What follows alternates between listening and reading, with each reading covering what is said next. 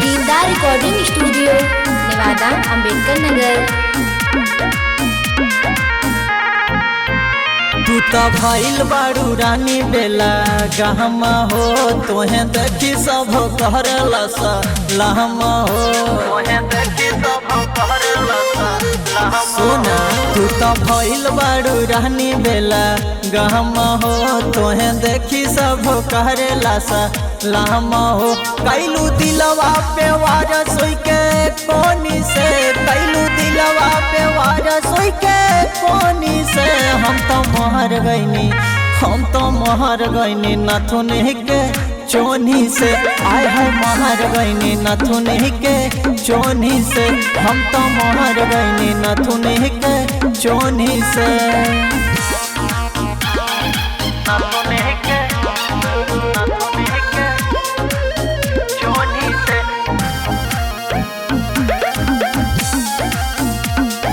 Music by आकाश कश्यप। उठावा के लाली तोहर लागे लाला जे जो, देहिया पे झलकता ललकी समय जो। ए जान सुना उठावा के लाली तोहर लागे लाला जे जो, देहिया पे झलकता ललकी समय जो। तोहर पहतारी कमहरिया लाहे लाहे, तोहर तीर छीना जहरिया सबके मदिरा पियाई दिहलू दोनी से, सबके मदिरा पियाई दिहलू दोनी से। हम तो मोहर गईनी, हम तो मोहर गईनी नथुन के चोनी से। आय है मोहर गईनी नथुन के चोनी से। हम तो मोहर गईनी नथुन के चोनी से।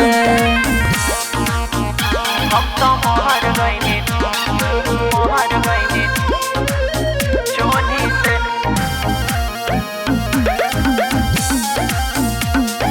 म्यूजिक बाय आकाश कश्यप। बिना छुए गाल कैसे भइल मालपुआ, कहेले अतीत कैलू चारी ओर धुआं। अरे बतावा ना हो, बिना छुए गाल कैसे भइल मालपुआ, कहेले अतीत कैलू चारी ओर धुआं। तोहर बहली के लागल झटका हो, यमस के बाबू धके तोहरा के लटका हो। अमर जीत गडराई है होनी से, अमर जीत गडराई है होनी से। हम तो मोहर गईनी, हम तो मोहर गईनी नथुन के चोनी से। आय है मोहर गईनी नथुन के चोनी से। हम तो मोहर गईनी नथुन के चोनी से।